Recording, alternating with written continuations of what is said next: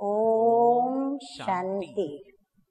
आज की तारीख है 19/7/15 और आज की ज्ञान मुरली प्यारे प्यारे मीठे मीठे अव्यक्त बाप दादा की ज्ञान मुरली है और रिवाइज कोर्स की तारीख है 2/1/80। मुरली सुनने के पहले ही मुरली का हेडिंग सुनकर के ही हमारे अंदर एक ऐसी जिज्ञासा वृत्ति जन्म लेती है कि हमें मीठे मीठे बाप दादा जिस दुनिया के अंदर ले चलते हैं, अर्थात इस पुरानी दुनिया से नई दुनिया में ले जा रहे हैं, तो वो नई दुनिया कैसी होगी, वहाँ क्या होगा, वहाँ की दिनचर्या कैसी होगी, हमारा खान पान, पहनना, घूमना फिरना सब क्या होगा, कैसा होगा।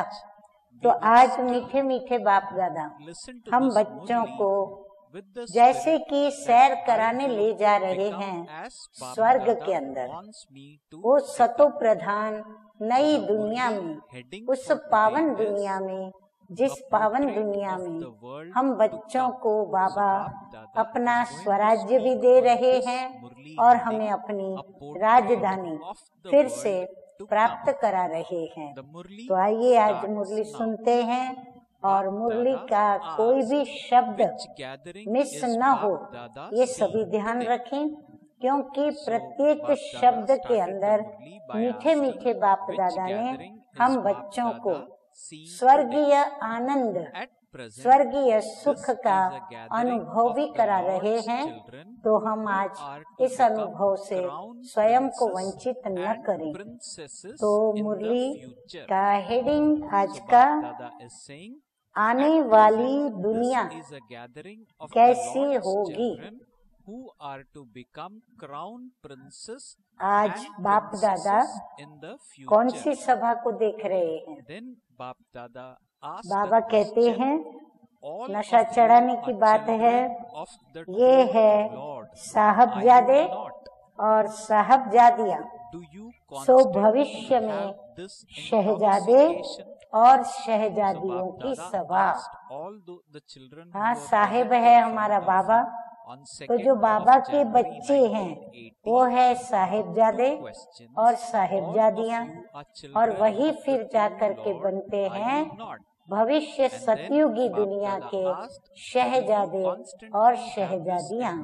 तो बाबा ऐसी सभा को देख रहे हैं। तो हर एक अपने को साहेबजादा, साहेबजादियाँ या फिर शहजादे और शहजादी के रूप में देख रहे हो ना। सच्चे साहेब के बच्चे सब साहेबजादे और साहेबजादियाँ हैं। हाँ, कहते हैं ना सच्चे दिल पर साहेब राजी। तो कौन सा साहेब? परम पिता परमात्मा साहेब। तो बाबा भी कहते हैं सच्चे साहेब के बच्चे, हाँ, जो सच्चे बच्चे हैं सब साहेबजादे और साहेबजादियाँ हैं। ये नशा सदैव रहता है, हाँ, ये स्मृति रहेगी तो नशा भी रहेगा। शहजादे व शहजादियों के जीवन से ये जीवन पदम गुना श्रेष्ठ है। बाबा कहते हैं जो भविष्य के शहजादे और शहजादियां हैं उनसे भी अधिक अभी के जो हम साहेबजादे और साहेबजादियां हैं उनका जीवन बाबा कहते हैं अति पदम गुना श्रेष्ठ है। ऐसी श्रेष्ठ आत्माएं अपनी श्रेष्ठता को जानते हुए निरंतर उस ही खुमारी में रहते हो। हाँ, नशे की खुमारी। हाँ, बाबा कहते हैं उस ही नशे में रहते हो। आज वतन में बाप और दादा दोनों की रूरिहान चल रही थी कि साहबजादे और साहबजादियों का महत्व कितना बड़ा है। भविष्य जीवन के सर्व संस्कार इस जीवन से ही आरंभ होते हैं। हाँ, गुह्यराज की बातें बाबा बता रहे हैं कि भविष्य जीवन के जो भी संस्कार हैं वो बाबा कहते हैं इस जीवन से ही बच्चों के आरंभ हो जाते हैं। भविष्य में अर्थात सतयुग में राज्य वंश होने के कारण और राज्य अधिकारी होने के कारण सदा सर्व संपत्ति से संपन्न और हर वस्तु में माला माल, सदा राजाई की रॉयल्टी में हर जन्म बिताएंगे। बाबा कहते जो भी हमारे भविष्य के जन्म बीतेंगे वो कैसे बीतेंगे? एक तो हम राज्यवंशी होने के कारण और राज्य अधिकारी होने के कारण सदा सर्व संपत्ति से हम संपन्न होंगे, माना भरपूर संपत्ति होगी, हर वस्तु में हम माला माल होंगे, सदा राजाई की रॉयल्टी में हमारा हर जन्म बीतेगा। सतयुग का, त्रेता युग का सर्व प्राप्तियां हरेक के जीवन में चारों ओर सेवा प्रति चक्कर लगाती रहेंगी। जितनी भी प्राप्तियां वहाँ हमको चाहिए वो सारी प्राप्तियां बाबा कहते वहाँ चारों तरफ उनके चक्कर लगाती रहेंगी। आप लोगों की प्राप्ति की इच्छा नहीं होगी, लेकिन सर्व प्राप्तियां इच्छुक होंगी कि मेरे मालिक मुझे कार्य में लगाए। हम तो वहाँ पर अप्राप्त नहीं कोई वस्तु हमारे खजाने में, परंतु जो प्राप्तियां हैं उनकी इच्छा होगी कि हमारे मालिक हमको काम में लगाए। चारों ओर वैभवों की खाने भरपूर होंगी। हर वैभव अपना अपना सुख देने के लिए सदा एवर रेडी होंगे। सदा खुशी की शहनाइयाँ ऑटोमेटिकली बजती रहेंगी। बाबा कहते इतनी खुशियों से भरी जिंदगी होगी जैसे सदा शहनाइयाँ बजती रहती हैं, बजाने की जरूरत नहीं पड़ेगी। आपकी रचना वनस्पति, वनस्पति सृष्टि के अंदर जो भी चीजें हैं, आपकी रचना वनस्पति अपने विश्वपति के आगे पत्तों के हिलने से वैरायटी प्रकार के साज बजाएंगे। प्रत्येक वनस्पति का पत्ता क्या हिलेगा, वो पत्तों से एक साज की आवाज आ जाएगी, एक सुमधुर संगीत गूंजेगा। वृक्ष के पत्तों का झूलना हिलना भिन्न भिन्न प्रकार के नेचुरल साज होंगे और हर एक पत्तों का अलग अलग वैरायटी संगीत बजेगा। जैसे आजकल अनेक प्रकार के साज आर्टिफिशियल बनाते हैं, वैसे पंछियों की बोली वैरायटी साज में होगी। अभी तो वैरायटी कितने वाजिंत्र होते हैं, कितने संगीत के सुर मिलाने के लिए या संगीत में साथ देने के लिए कितने यहाँ पर साधन हैं, लेकिन वहाँ बाबा कहते हैं वैरायटी पंछी, और वो सभी वैरायटी पंछी वैरायटी साज की जैसे आवाज निकलती है ऐसे सुमधुर आवाज निकालेंगी। चैतन्य खिलौने के समान अनेक प्रकार के खेल वो आपको दिखाएंगे, और वो पंछी क्या करेंगे, वैरायटी खेल खेल हमको दिखाएंगे। जैसे खिलौने होते हैं ना, ऐसे ये चैतन्य पंछी खिलौनों की तरह खेल दिखाएंगे। जैसे आजकल यहाँ मनुष्य भिन्न भिन्न प्रकार की बोलियां सीखते हैं मनोरंजन के लिए, वैसे वहाँ के पंछी भिन्न भिन्न सुंदर आवाजों से आपके इशारे पर मनोरंजन करेंगे। इसी प्रकार ये फल और फूल भी होंगे। फल ऐसी वैरायटी रसना वाले होंगे जैसे यहाँ अलग अलग नमक, मीठा अथवा मसाला आदि डालकर भोजन में रसना लाते हो, वैसे वहाँ नेचुरल फल भिन्न भिन्न रसना के होंगे। ये शुगर मिल वगैरह वहाँ नहीं होंगी, लेकिन शुगर फल होंगे। जैसी टेस्ट चाहिए वैसी फल से आप अपनी टेस्ट बना सकते हो। ये पत्तों की सब्जियां नहीं होंगी, लेकिन फल और फूलों की सब्जियां होंगी। फूलों और फलों की ही सब्जियां बनाएंगे। दूध की तो नदियां होंगी। अच्छा, अभी पिएंगे क्या? बाबा कहते अच्छा ये तो सुना कि फल फूल ऐसे होंगे, वहाँ पर ये पंछियों की बोली ऐसी होगी, लेकिन अभी आप लोग पिएंगे क्या? नेचुरल रस के फल अलग होंगे, खाने के अलग होंगे और पीने के अलग होंगे। नेचुरल रस कभी यूं ही पीने को मन करे तो वो अलग होंगे, और फिर खाने के अलग होंगे, और फिर पीने के भी अलग होंगे। मेहनत करके रस निकालना नहीं पड़ेगा। जैसे जूस पीते हैं ना, तो जूस निकालना पड़ता है, वहाँ जूस निकालना नहीं पड़ेगा। हर एक फल इतना भरपूर होगा, जैसे अभी आप नारियल का पानी पीते हो, ऐसे फल उठाया, जरा सा दबाया और रस पी लिया। बाबा कहते यहाँ पर जैसे नारियल का पानी पीते हो ना, ऐसे वहाँ पर भी जरा सा वो फल दबाया और उसका रस पी लिया। नहाने के लिए पानी होगा, वो भी जैसे आजकल का गंगा जल, जिसका पहाड़ों की जड़ी बूटियों के कारण विशेष महत्व है, कीड़े नहीं पड़ते हैं, इसीलिए वो पावन गाया जाता है। गंगा जल पावन क्यों कहते हैं? क्योंकि डायरेक्ट पहाड़ी से गिरता है, तो इसीलिए वो पवित्र होता है, कीड़े नहीं पड़ते। वैसे वहाँ पहाड़ों पर ऐसे खुशबुओं की जड़ी बूटियों के समान बूटियां होंगी, वो पानी में मिक्स होंगी, तो वहाँ से जल आने के कारण नेचुरल वो खुशबू वाला होगा। इत्र डालेंगे नहीं, लेकिन नेचुरल पहाड़ों से क्रॉस करते हुए ऐसी खुशबू की बूटियां होंगी, जो सुंदर खुशबू वाला जल होगा।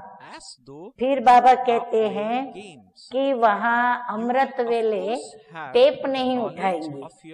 अभी तो टेप बजाते, उस समय तो टेप मशीन थी, तो टेप में गीत बजता था और सभी उठते थे। अभी सीडी बजती है, कोई का मोबाइल बजता है, हर एक को साधन उठाता है, तो अमृत वेले टेप नहीं उठाएगी। नेचुरल पंछियों की आवाज ही साज होगी। पंछियों का बोलना शुरू होगा अमृत वेले और सभी उठेंगे। जिस पर आप लोग उठेंगे, उठने का टाइम सवेरे ही होगा, अमृत वेले का ही होगा, लेकिन वहाँ थके हुए नहीं होंगे, क्योंकि जब चैतन्य देवताएं जागे तब भक्ति में भी भक्त सवेरे उठकर उनको जगाते हैं। तो चैतन्य में देवताएं जल्दी जागते थे, इसीलिए उनकी याद में आज भी भक्ति मार्ग में देवता उनको जल्दी जगाते हैं। भक्ति का महत्व भी अमृत वेले का है। जागेंगे सवेरे ही, लेकिन सदा ही जैसे वो जागती ज्योति है, कोई हार्ड वर्क नहीं है वहाँ। बाबा कहते कोई को वहाँ हार्ड वर्क नहीं करना पड़ता, न कोई हार्ड वर्क है नहीं, न हार्ड वर्क है, न बुद्धि का वर्क है, न कोई बोझ है, इसलिए जागना और सोना समान है। चाहे जागो चाहे सो, जैसे वहाँ पर स्फूर्ति में ही होते हैं। जैसे अभी सोचते हो ना कि सवेरे उठना पड़ेगा, वहाँ ये संकल्प ही नहीं। अच्छा, फिर आगे बाबा कहते हैं कि पढ़ेंगे क्या? हाँ, बाबा एक एक बात जैसे हमको बताते जा रहे हैं। पढ़ेंगे क्या? कि पढ़ने से छूटना चाहते हो। वहाँ की पढ़ाई भी एक खेल है, खेल खेल में पढ़ेंगे।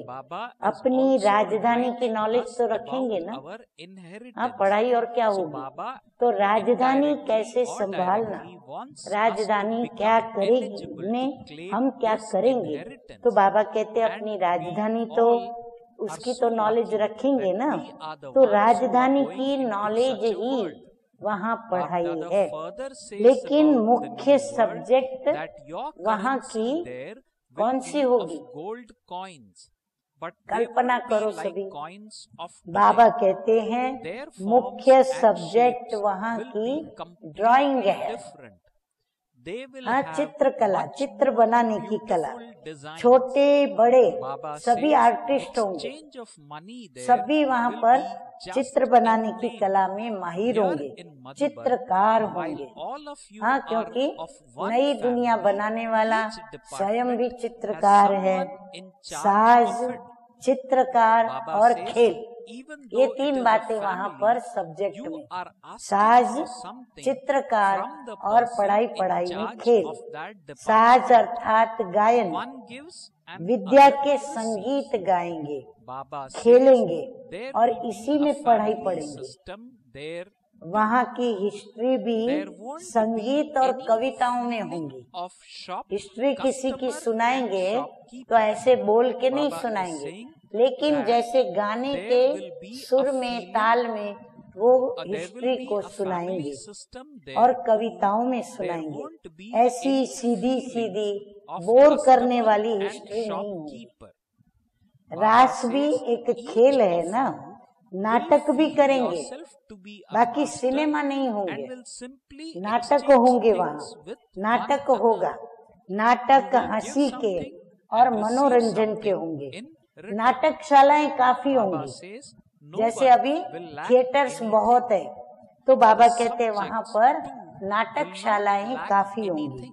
वहाँ के महलों के अंदर भी विमानों की लाइन लगी होंगी। महलों के अंदर हर एक का अपना अपना विमान होगा और हर एक का अपना वैरायटी विमान होगा, तो विमानों की लाइन लगी होगी। और विमान भी चलाने के बहुत सहज होंगे। विमान चलाने में बहुत सारी स्विचेस नहीं होंगी, एटॉमिक एनर्जी के आधार पर सब काम चलेगा। ये आप लोगों के कारण लास्ट इन्वेंशन निकली है। कौन सी? यह जो एटॉमिक एनर्जी से एरोप्लेन चलते हैं। तो बाबा कहते हैं ये इन्वेंशन लास्ट निकली है। क्यों? आप लोगों के कारण। कि आप सतयुग में अपने प्लेन चलाओगे तो आपको समझ में आवे कि प्लेन से कैसे आप लोगों का आना जाना एक दूसरों के पास अपने पुष्पक विमान में होगा। फिर बाबा कहते आगे करेंसी में, धन की संपत्ति में, करेंसी में अशर्फियां होंगी, यानी सोने के सिक्के होंगे, लेकिन आजकल जैसी नहीं होंगी। रूपरेखा परिवर्तित होंगी, डिजाइन और अच्छी अच्छी होंगी। हर राजा की अपनी अपनी छाप की करेंसी होगी। निमित्त मात्र लेन देन होगी, वो भी निमित्त मात्र लेन देन होगी, वास्तव में लेन देन करने की भी जरूरत नहीं। जैसे यहाँ मधुबन में परिवार होते हुए भी चार्ज वाले अलग अलग बनाए हुए हैं ना। हर एक का अलग अलग डिपार्टमेंट है। 80 से 100 डिपार्टमेंट है, तो हर एक डिपार्टमेंट वालों के पास जाना पड़ता है, लेना पड़ता है। ऐसे वहाँ पर भी हर एक अलग अलग चार्ज वाले होंगे, तो अलग अलग डिपार्टमेंट यहाँ बनाए हुए हैं। परिवार होते भी चार्ज वाले से लेते हो ना, परिवार है फिर भी चार्ज वाले से निमित्त मात्र दे करके लेते हैं ना। यज्ञ का ही पैसा यज्ञ में, और वो भी यज्ञ का पैसा यज्ञ में, तो चार्ज वाले से लेते हो ना। एक देता है, दूसरा लेता है। ऐसे वहाँ भी फैमिली सिस्टम होगा। फैमिली से आपस में जैसे पूरी राजधानी फैमिली की तरह व्यवहार करेगी। दुकानदार और ग्राहक का भाव नहीं होगा। हाँ, ये दुकानदार है, ये ग्राहक है, फिर दुकानदार ग्राहक के साथ भावताल करे, वहाँ ये सिस्टम नहीं होगी। मालिकपन का ही भाव होगा, सिर्फ आपस में एक्सचेंज करेंगे, कुछ देंगे कुछ लेंगे, कभी तो कमी तो किसी को भी नहीं होगी। बाबा कहते चाहे प्रजा हो, चाहे नौकर चाकर, चाहे दास दासी, कोई भी हो, कमी बाबा कहते हैं किसी को भी नहीं होगी। प्रजा को भी कमी नहीं होगी। प्रजा भी अपने शरीर निर्वाह से पदम गुना भरपूर होगी। प्रजा के पास भी संपत्ति, धन, सब कुछ भरपूर होगा। इसलिए मैं ग्राहक हूँ, ये मालिक है, ये भाव नहीं रहेगा। स्नेह की लेन देन होगी। आपस में जो लेन देन करेंगे वो बड़ी स्नेह से करेंगे। हिसाब किताब की खींचातानी नहीं होगी। यहाँ तो लेन देन कैसी है, दुख की लेन देन है। हाँ, हिसाब जैसे चुका रहे हैं, रजिस्टर नहीं होंगे। हाँ, वहाँ कोई रजिस्टर भी नहीं होगा कि चार्ट मेरा कैसा है, या तो रजिस्टर में हिसाब क्या है। हाँ, बुक बनाते हैं ना, खर्च का, जमा का, बचत का, खोट का, रजिस्टर नहीं होंगे। अच्छा, आगे बाबा कहते हैं, हाँ, सुनते जाइए और अपनी नजरों के आगे सतयुगी दुनिया को आप इमर्ज कीजिए और हर बात को इमर्ज करते हुए सतयुग में ही रमण करते रहो। देवी देवता ड्रेस में रमण करो और अपनी राजधानी में स्वयं को, अपने आप को देखो। आगे मीठे मीठे बाप दादा कहते हैं, रत्न जड़ित साज होंगे। जो भी साज होंगे बजाने के, उन सभी साजों पर रत्न जड़े हुए होंगे और वो नेचुरल साज होंगे, मेहनत वाले नहीं होंगे। अंगुली रखी और बजा, हाँ, उसको बहुत मेहनत नहीं करनी पड़ेगी बजाने के लिए। फिर बाबा कहते हैं, ड्रेस तो बहुत अच्छी पहनेंगे। हाँ, कैसी ड्रेसें पहनेंगे, जैसा कार्य होगा वैसी ड्रेस होगी। जैसे कहते हैं ना, यहाँ नाइट ड्रेस अलग, पार्टी वेयर अलग, फिर शादी के अंदर अलग, घर में पहनने की अलग, घूमने जाओ तो अलग, ऐसे हर एक की भी वहाँ बाबा कहते हैं जैसा कार्य होगा वैसी ड्रेस होगी, जैसा स्थान वैसी ड्रेस। फिर स्थान के हिसाब से होगी। अगर राजा के पास राजा के जा रहे हैं तो उनकी ड्रेस अलग होगी। राजा अगर राजधानी में प्रजा की देखरेख के लिए जा रहा है तो उनकी ड्रेस अलग होगी। भिन्न भिन्न कार्य में अलग अलग ड्रेस पहनेंगे। अरे, श्रृंगार भी बहुत प्रकार के होंगे। हाँ, बाबा कहते हैं श्रृंगार भी कोई कम नहीं होंगे। भिन्न भिन्न प्रकार के ताज होंगे, गहने होंगे, लेकिन वो बोझ वाले नहीं होंगे।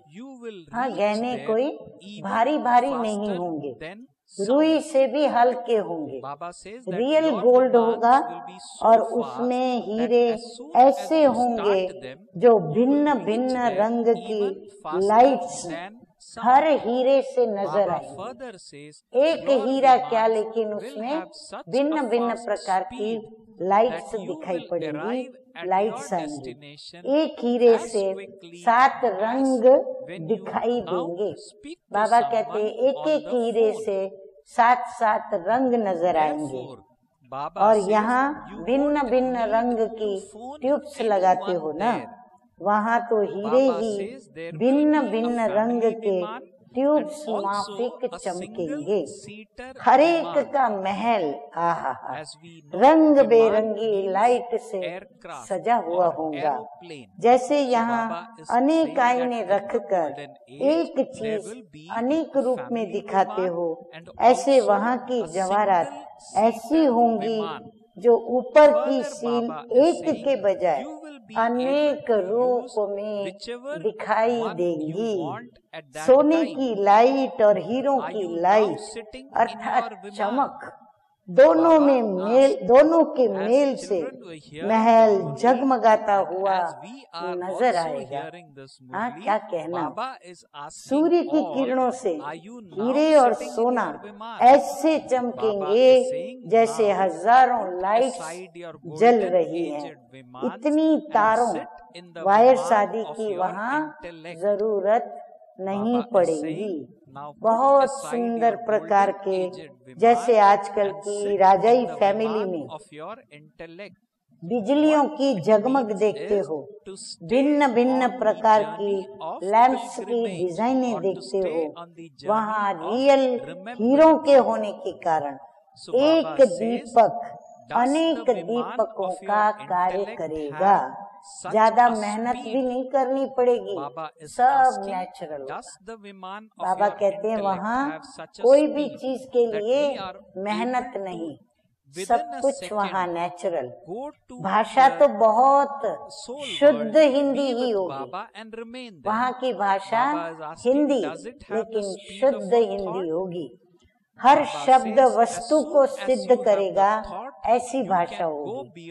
विदेशियों को बाबा कह रहे हैं आपकी इंग्लैंड और अमेरिका कहाँ जाएंगे कभी। हाँ, ये तो भारत में स्वर्ग होगा, तो ये भारत की बात है। फिर अमेरिका और इंग्लैंड का क्या होगा? वहाँ महल नहीं बनाना। बाबा कहते वहाँ अपना महल नहीं बनाना, महल तो भारत में बनाना, वहाँ सिर्फ घूमने के लिए जाना। वह पिकनिक के स्थान और घूमने के स्थान होंगे। लंदन और अमेरिका तो पिकनिक के स्थान होंगे, वह भी थोड़े बहुत होंगे, सभी नहीं होंगे।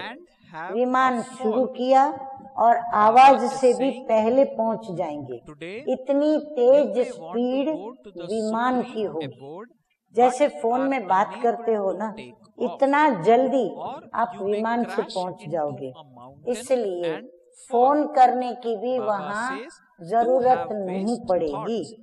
विमान भी फैमिली के भी होंगे और हर एक के भी होंगे। जिस समय जो चाहिए वो यूज करो। अब बैठ गए सभी विमान में। बाबा कहते सैर करने के लिए तैयार हो गए। अच्छा, अभी बाबा फिर से हमको विमान से कहाँ ले आ रहे हैं? विमान में बैठ गए। अब फिर से बाबा हमको धरती पर ला रहे हैं। अपने संगम युग पर हम आ गए और अभी हमें मीठे मीठे बाप दादा मधुर शिक्षाओं से हमें इस दुनिया में जाने के लिए क्या करना होगा वो सुना रहे हैं। अभी सतयुगी विमान छोड़कर बुद्धि के विमान में आ जाओ। हाँ, विमान चेंज करो। बुद्धि का विमान भी ऐसा स्पीड वाला है। हाँ, बाबा कहते सेकंड में अपने निज धाम में पहुंच सकते हो। संकल्प की स्पीड क्या है? संकल्प किया और चांद सितारों से भी परे अपने घर पहुंच गए। बाबा कहते हैं संकल्प की स्पीड को, हाँ ये स्पीड हमारा विमान होगा तो अपने घर पहुंच सकते हो। ऐसे बुद्धि का विमान सदा एवर रेडी है, सदा विघ्नों से परे है, जो किसी भी प्रकार का एक्सीडेंट न हो। जाना चाहे परम धाम में और धरती कोई न छोड़े, या फिर और कोई पहाड़ी से टकरा कर गिर जाए। व्यर्थ संकल्प भी एक पहाड़ी से टकराना ही तो है। तो एक्सीडेंट से परे एवर रेडी बुद्धि का विमान है। पहले इस विमान पर चढ़ेंगे तब वो विमान मिलेगा। तो ऐसे एवर रेडी हो, जैसे स्वर्ग की बातों में हाँ हाँ करते रहे, वैसे इन बातों में हाँ नहीं करते हो। हाँ, स्वर्ग की बातें सुन के सब जैसे खो गए थे स्वर्ग में। अब बाबा कहते हैं अब ये बातों में हाँ नहीं करते हो। आज वतन में स्वर्ग का नक्शा निकाला था बाप दादा दोनों ने, इसलिए आप लोगों को भी सुनाया। ब्रह्मा बाप तैयारी कर रहे हैं ना स्वर्ग में जाने की, तो स्वर्ग के नक्शे निकाल रहे हैं। आप सब तैयार हो ना? तैयारी कौन सी है वो तो मालूम है ना? कौन बाप के साथ स्वर्ग के गेट से पास करेंगे, उसकी पास ले ली है। बाबा कहते हैं हर एक ने अपनी अपनी पास कलेक्ट कर ली है, गेट पास तो ले ली है, लेकिन बाप के साथ गेट पास करने की भी पास हो। हाँ, भगवान के बाबा के साथ जाने की, हाँ वो भी पास चाहिए। एक VIP गेट पास होती है और एक राष्ट्रपति की भी पास होती है। हाँ, जो राष्ट्रपति के साथ जाते हैं, फिर ये विश्वपति की गेट पास है। बाबा कहते हैं ये फिर विश्वपति के साथ जाने की पास है। कौन सी गेट पास ली है? VIP वाली पास ली है या विश्वपति के साथ जाने वाली पास ली है? अपनी पास को चेक करना। अच्छा, ऐसे वर्तमान साहबजादे सो सहजादे, प्रकृति के मालिक सो विश्व के मालिक, माया जीत सो जगत जीत। एक संकल्प की विधि के द्वारा सिद्धि को प्राप्त करने वाले ऐसे सर्व सिद्धि स्वरूप सदा पास रहने वाले और पास हो साथ में पास करने वाले ऐसी श्रेष्ठ आत्माओं को बाप दादा का याद प्यार और नमस्ते। हम रूहानी बच्चों का रूहानी बाप दादा को याद प्यार, गुड मॉर्निंग और नमस्ते नमस्ते। वाह बाबा, वाह बाबा के साथ हमारा इतना सुंदर पार्ट, और वाह बाबा जो नई दुनिया बना रहे हैं, तो वाह हमारा स्वर्ग वाह। अभी हम सुनेंगे वरदान। तो आज का वरदान है दृढ़ संकल्प द्वारा कमजोरियों रूपी कलयुगी पर्वत को, हाँ किसी भी कमजोरी को मिटाने के लिए क्या करना पड़े? दृढ़ संकल्प लेना पड़े कि मैं इस कमजोरी रूपी पर्वत को पूरा चढ़ कर के ऊपर चोटी पर जाके विजय का झंडा लहराऊंगी। तो दृढ़ संकल्प द्वारा कमजोरियों रूपी कलयुगी पर्वत को समाप्त करने वाले समर्थ स्वरूप भव। बाबा कहते हैं कि दिल शिकस्त होना, किसी भी संस्कार व परिस्थिति के वशीभूत होना, व्यक्ति व वैभवों के तरफ आकर्षित होना, इन सब कमजोरियों रूपी कलयुगी पर्वत को दृढ़ संकल्प की अंगुली देकर सदा काल के लिए समाप्त करो, अर्थात विजयी बनो। क्यों? विजय हमारे गले की माला है। तो सदा इसी सिमरती से समर्थी स्वरूप बनो। यही नोट करें, यही स्नेह का रिटर्न है। जैसे साकार बाप ने स्थिति का स्तंभ बनकर दिखाया। मधुबन में जाते हैं तो शांति स्तंभ, पवित्रता स्तंभ, ये सब स्तंभ बाबा के शांति स्तंभ पर हैं। तो जैसे साकार बाप ने स्थिति का स्तंभ बनाकर दिखाया, ऐसे फॉलो फादर कर सर्व गुणों के स्तंभ बनो। स्लोगन है साधन सेवाओं के लिए है, आराम पसंद बनने के लिए नहीं।